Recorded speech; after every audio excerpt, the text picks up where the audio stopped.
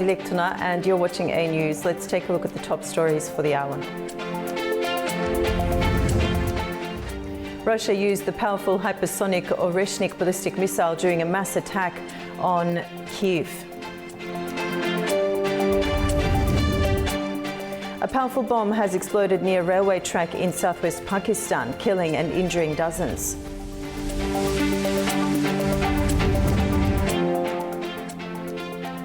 US President Donald Trump says Iran deal could reopen the Strait of Hormuz while Tehran disputes the claim.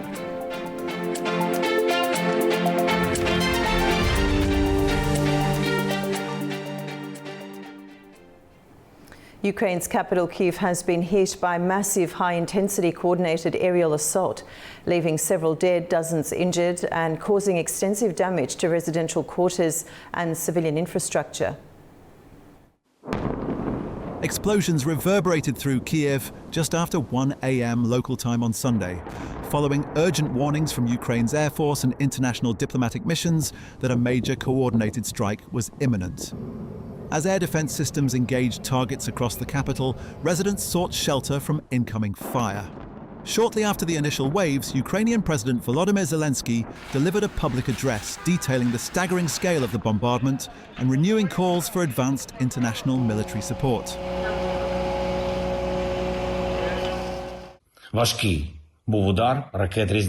It was a heavy blow. 90 missiles of various types, including 36 ballistics and 600 drones. Unfortunately, not all ballistics could be shot down. The majority of hits were in Kyiv. 3 Russian missiles hit a water supply facility, burned down a market, damaged dozens of residential buildings and several ordinary schools, and they launched their Oreshnik against Bila Tserkva. It is critical to continue working to ensure air defense for Ukraine, particularly against ballistics. We need decisions from the United States, from Europe, and from others. According to data from Ukraine's Air Force, defensive units successfully intercepted 604 incoming targets, including cruise missiles and drones. However, the ballistic strikes that breached the perimeter caused immediate, widespread destruction, turning civilian sectors into active rescue zones. The shockwaves from the incoming ballistics left numerous residential quarters severely damaged. I was so scared. Honestly, I thought it was my last day. The building shook. My windows were blown out, and only then I started running away. I reached the bathroom to hide myself at least there. The bathroom is intact, but every other room was destroyed. The windows were blown out together with their frames. If I had stayed in the bedroom, I could have been crushed just like that. Beyond residential areas, the strikes structurally damaged public facilities, including regional police headquarters, emergency service buildings, and the newly restored Chernobyl National Museum, where rescue teams fought through debris to reach residents. The scale of the bombardment also prompted neighbouring Poland to briefly place its military aviation and air defence systems on high combat readiness until dawn. Moscow has not issued an immediate comment regarding the operation. More than 20 people have been killed in an explosion on a railway line in Pakistan's Quetta. According to reports, dozens were injured in the blast. The explosion derailed a freight train and was followed by reports of gunfire. Footage from the scene shows burnt vehicles and damaged buildings along the railway track, with emergency services deployed to the area. Rescuers and local residents were seen carrying out search and rescue operations in a damaged train carriage while crowds gathered nearby. Authorities say investigations into the cause of the blast are ongoing.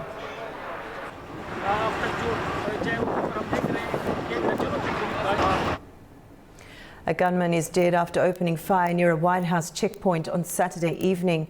Secret Service officers returned fire after suspect drew a weapon. President Donald Trump was inside the executive mansion during the incident but remained unharmed. A bystander was also struck during the exchange, though their condition is unclear.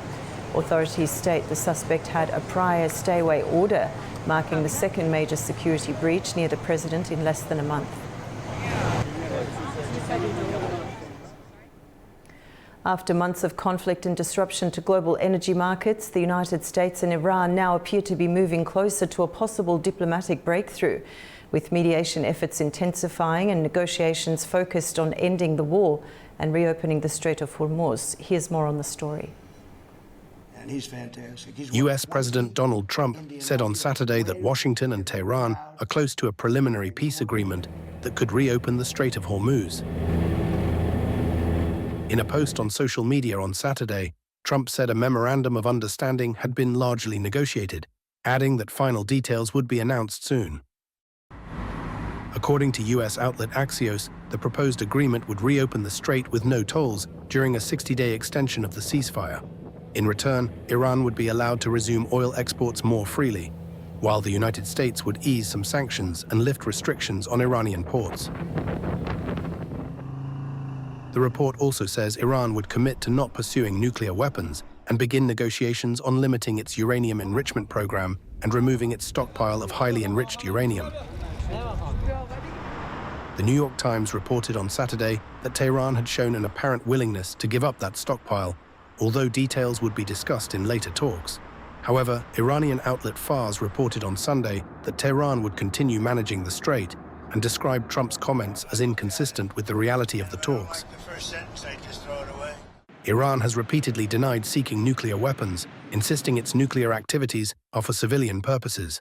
Meanwhile, Pakistan has emerged as a key mediator in the negotiations.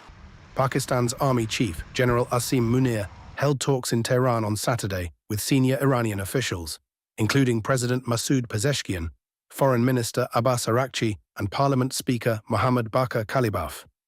Iranian state media said on Sunday that discussions focused on a 14-point framework aimed at formally ending the war, resolving the Strait of Hormuz crisis, and launching broader negotiations. However, Kalibaf warned that Iran would not compromise on what he called its national rights, and said any renewed military action by the United States would face a stronger response from Tehran. A Pakistani source said more talks could follow after the Eid holiday if the US accepts the proposal. Despite signs of progress, major disagreements remain over Iran's nuclear program, missile capabilities, and regional influence.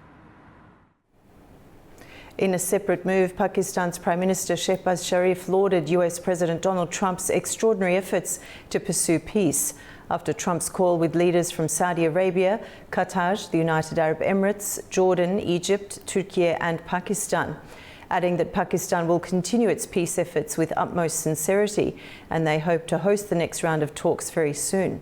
Pakistan's Prime Minister is in China, which has hosted a series of high-profile world leaders in recent weeks. Our correspondent Abu Hayat Jafarova reports from Beijing. Pakistan's Prime Minister Shehbaz Sharif arrived in Hangzhou in China's Zhejiang province on Saturday for a 4-day official visit as Pakistan and China mark 75 years of diplomatic relations. Chinese officials described the visit as a key high-level exchange focused on strengthening the long-standing China-Pakistan partnership and advancing cooperation in trade, investment, technology, and the next phase of the China-Pakistan economic corridor. Ahead of the visit, Sharif praised what he called the steadfast friendship between the two countries, saying Beijing had supported Pakistan in times of both prosperity and hardship.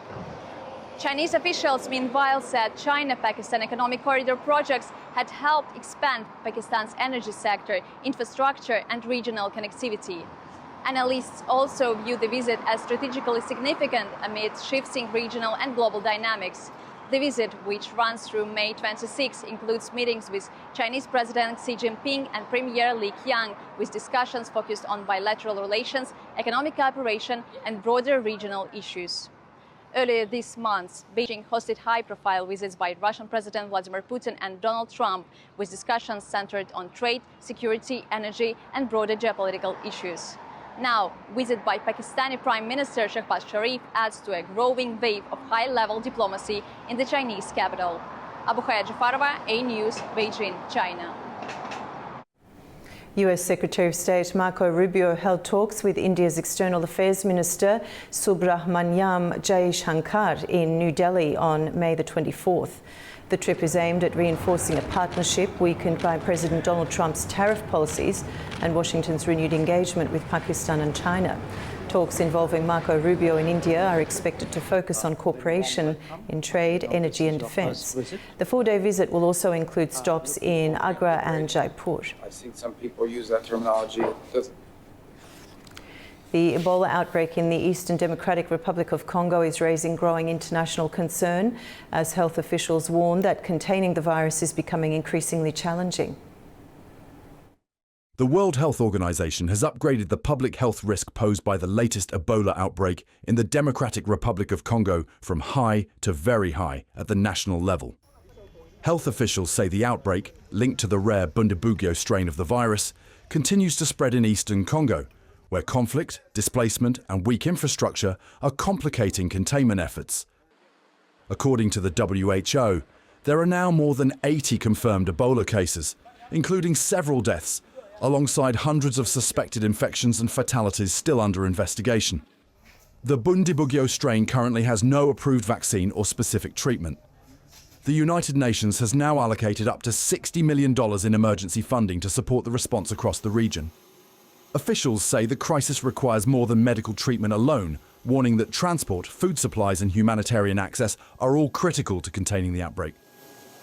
Containing Ebola requires more than treatment alone. WFP says it requires food, it requires access, it requires transport, and it requires logistics so frontline teams can move fast and affected families can safely follow public health measures.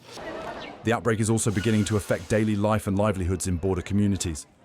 At the crossing between Democratic Republic of Congo and Rwanda, movement restrictions linked to the outbreak have disrupted trade and left many residents unable to work. For disabled transport workers who rely on cross-border trade to survive, the closure has created growing economic hardship. Our work is here at the border, and it is this border that sustains the lives of disabled people. When it is closed, we are all stranded. It is this work that sends our children to school, provides us with a home, gives us a livelihood, and even the chance to buy lotion. We shouldn't have to go begging in the streets when life is so hard these days. But as we aren't crossing the border, we're deprived of our earnings from simply transporting goods to the other side. We don't gain much from it. Residents also warn that many families can no longer access savings held in neighbouring Rwanda as restrictions remain in place. The World Health Organization says the risk of wider regional spread remains high due to population movement and the densely populated nature of the affected areas. Thousands of anti-government protesters filled the streets of Belgrade on Saturday, demanding elections and political reforms in the latest challenge to President Alexander Vucic's government. Violence later erupted in the Serbian capital as riot police deployed tear gas after clashes broke out with demonstrators. Protesters threw objects at officers and set a dumpster on fire in the city centre. The rally was led by Serbia's student protest movement, which has organised months of demonstrations calling for political change and accountability.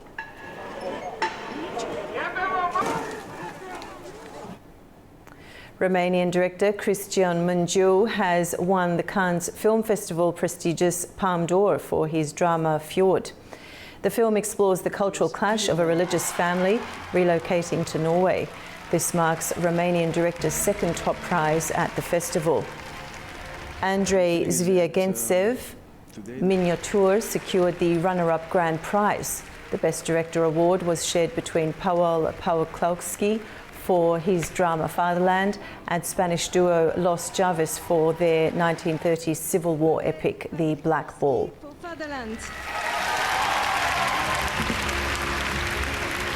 Cristian Mungiu's Fjord. Now we'll take a look at the key stories shaping the region.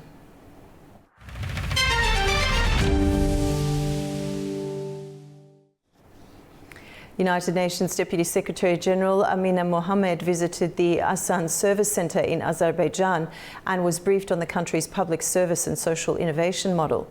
Chairman of the State Agency for Public Service and Social Innovations, Ulvi Mehtiev, highlighted the international recognition of the Asan model, including several UN awards and its implementation in different countries.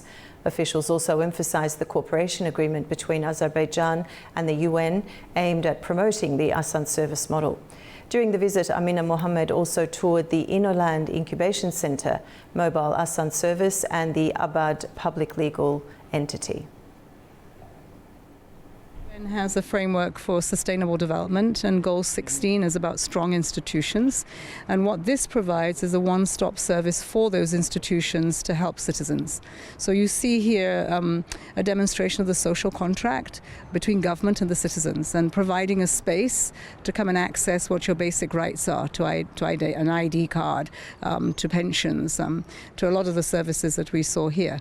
And I think that this is something that can be shared, and that's why the United Nations exists, is not just to support countries, but for us to share that knowledge and to see how we can work in others. Now, I see the Asan Centres already sharing its knowledge in many countries, and I think that this organizes with a sense of accountability and transparency how the state deals with its citizens. So it's very impressive. Impressive that you have so many young people, that you're using technology, and you're using it in a way in which you can take the services to people as well as they can come to you. The nomination of Russian-Armenian businessman Ruben Vardanyan for the 2026 Václav Havel Human Rights Prize is drawing sharp criticism. Analysts say the move raises difficult questions about his record in Karabakh, his financial past and alleged links to Russian influence networks. We would like to ask a group of international activists and former humanitarian award recipients has nominated Ruben Vardanyan for the 2026 Václav Havel Human Rights Prize, an award presented annually by Parliamentary Assembly of the Council of Europe in recognition of contributions to human rights and civil society. The nomination cites Vardanyan's involvement in humanitarian initiatives and his so-called support for Armenians living in Karabakh. Several of the signatories are themselves recipients of the Aurora Humanitarian Award, a project co-founded by Vardanyan in 2015. But the nomination has prompted strong criticism. Critics argue that Vardanyan was not a neutral humanitarian figure, but a political actor who helped sustain separatism in Karabakh and obstruct dialogue efforts with Azerbaijan. They also point to statements in which Vardanyan questioned coexistence between Azerbaijanis and Armenians. Rhetoric, they say, contradicts the image of a peace advocate. Vardanyan moved to Karabakh in 2022 after renouncing his Russian citizenship and later became the so-called state minister of the former separatist administration. His arrival fueled speculation that Moscow was seeking to preserve influence in the South Caucasus. Azerbaijani authorities accused Vardanyan of financing illegal armed groups and violating the country's laws. He was detained in September 2023 while attempting to leave for Armenia. Vardanyan was later convicted on charges including terrorism financing, participation in illegal armed formations, war crimes, and crimes against humanity. Ukraine also sanctioned Vardanyan over alleged support for Russian aggression. His name was added to Ukraine's Mirotvorets database, and critics in Kyiv have sharply condemned his nomination for a European Human Rights Award. The news of Ruben Vardanyan's nomination for the Václav Havel Prize, a man convicted by an Azerbaijani court, including for terrorism, deeply concerns me. It's not even about the nomination. It's about doubts about the ability of the international humanitarian community to understand ethical criteria and establish ethical boundaries. I am currently in Sumy, a border city that is shelled daily by Russian troops. People are being crippled. People are dying. Our homes are being destroyed. This is happening in part because of the actions of people like Ruben Vardanyan. I believe the time has come to return to the true legacy of Václav Havel, an outstanding politician and playwright, and in particular to his assertion of the ethical responsibility of politics. It is precisely this ethical responsibility, these ethical boundaries that, in my profound belief, should guide the organization of the Václav Havel Prize. His critics also point to his financial past. OCCRP investigations linked Vardanyan's former investment bank, Troika Dialogue, to a major money laundering network known as the Troika Laundromat. The investigation alleged that billions of dollars moved through offshore accounts linked to Russian elites. Vardanyan has denied wrongdoing, but the allegations continue to follow him internationally. Critics have also questioned the role of PACE itself. In 2019, reports within European institutions raised concerns over alleged money laundering schemes linked to Troika dialogue. Critics now question how a figure associated with those allegations could be considered for one of Europe's leading human rights prizes. The Parliamentary Assembly of the Council of Europe has not commented publicly on the criticism surrounding the nomination. Authorities in Armenia have detained 21 people as part of an investigation into alleged vote buying and violations of restrictions on charitable activities during political campaigns. The criminal cases are being handled by the Anti-Corruption Committee of Armenia. Local media reported that courts ordered 13 of the detainees to remain under arrest as a preventive measure. The detentions were carried out over the past 2 days amid an ongoing anti-corruption investigation. Uzbekistan has opened an Uzbek-Syrian trade house and distribution centre in the Syrian city of Aleppo as part of efforts to expand exports and strengthen trade ties with the Middle East. Our correspondent Sevil Rajapova reports. The Uzbek-Syrian Trade House officially began operations in Aleppo with participation of Chamber of Commerce and Industry Chairman Davron Vahabov, Uzbekistan's ambassador to Kuwait Ayubhon Yunusov, and more than 100 entrepreneurs from Uzbekistan and Syria. According to the Chamber of Commerce and Industry, the new center is expected to promote products under the Made in Uzbekistan brand and create new export opportunities for Uzbek businesses. The project will also serve as a logistics and distribution hub. Officials say delivery of one cargo container from Uzbekistan to Aleppo currently takes around 10 days, with transportation costs averaging $2,500. Earlier, Davron Vahabov estimated that Uzbek exports to Syria could reach between $100 and $150 million at the initial stage, mainly through supplies of automobiles, spare parts, food products, and electrical equipment. The initiative forms part of Uzbekistan's border strategy to expand trade relations with Iraq, Syria, and Afghanistan, and strengthen the country's presence in new regional markets. It is Yulia Jov reporting from Tashkent, Uzbekistan, A-News. Art, identity and personal memory came together in the heart of Baku as an International Women's Art Festival transformed the city's historic old city into an open-air exhibition space. Baku's old city was transformed into an open-air photography exhibition on Saturday night. Her Art in Action 2026, a Home with a View festival, brought visual installations to the capital. Documentary photography and moving image projections illuminated Maiden Tower, the Quadrangular Tower and Goshagala Square. The festival explored themes of memory, identity, migration and landscape, with Azerbaijani and international artists reflecting on their art. From the hidden memories captured through the lens of a Moldovan family to depictions of daily life in rural Azerbaijan and stories emerging from war-torn Ukraine, each project offered a deeply personal perspective. What we wanted to do with the festival is really highlight the important work that women are doing in the arts and their aesthetic perspective, their conceptual perspective. And tonight, as we're focusing on photographers and specifically documentary photographers, we're really excited to share again that perspective through the lens of women. Many installations were enhanced by music, natural soundscapes, or spoken storytelling. The featured works represented only a fraction of the exhibition, which also included contributions by artists from Greece, the United States, Uruguay, and several other countries. As part of the event at Goshagala Square, artist Nazrim Mamedova delivered a live sound performance that combined music, visuals, and urban space. The exhibition was a roller coaster of emotions for the gallery visitors.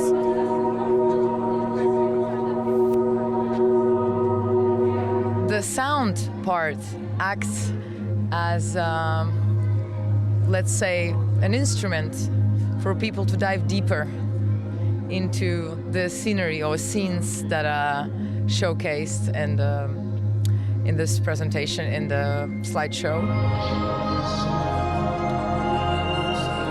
I think art can speak more than words. I think with art you can be less less confrontational but more influential. I think art is very powerful, and at this point we need that in order to achieve peace, harmony again, and yeah. Launched in 2024, her Art in Action has since developed into an international platform supporting women in contemporary art through exhibitions, mentorships, initiatives, and public cultural programs. İlknur Seydamirova with Zohrab Shirinov reports for A News from Baku, Azerbaijan. And that's the news for this hour. Stay tuned to A News for all the latest updates.